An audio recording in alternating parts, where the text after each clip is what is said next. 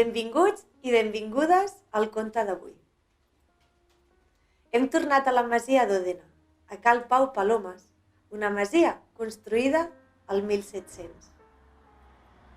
Gràcies als contes i gràcies al Museu de la Pagesia de Castellbisbal, podem recordar com vivien els nostres avantpassats i els seus costums.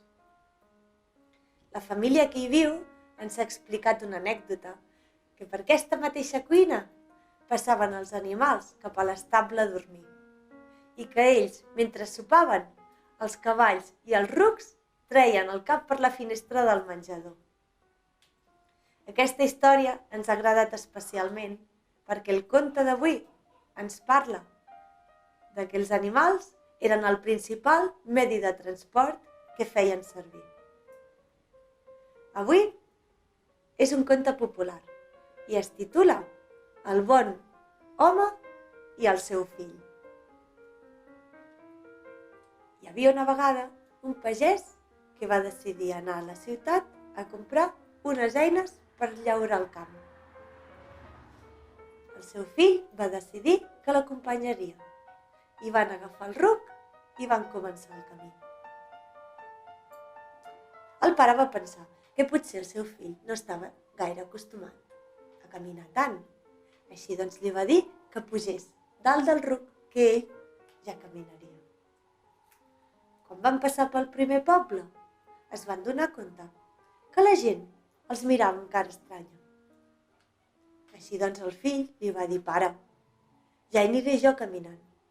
Crec que la gent ens mira estrany perquè jo sóc jove i sóc jo qui hauria d'anar caminant. I així ho van fer. El pare va pujar dalt del ruc. Però això no va servir de res, perquè el proper poble que van passar els continuaven mirant estrany.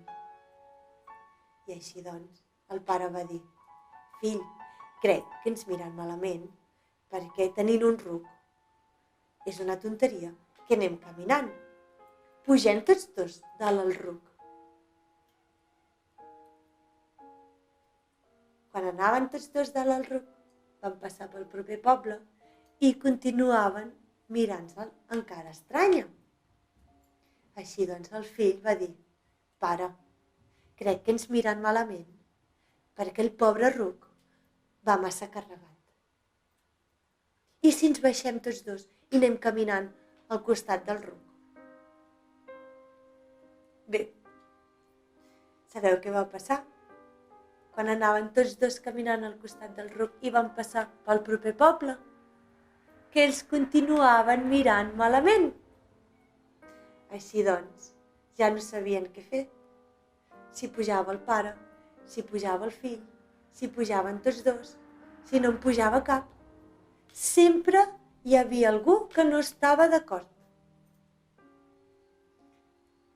Aquest conte el que ens vol fer reflexionar és que cadascú ha de fer la seva vida com ell creu i que és molt absurd haver de fer cas a les opinions de tothom. Vet aquí un gos, vet aquí un gat, que aquest conte s'ha acabat.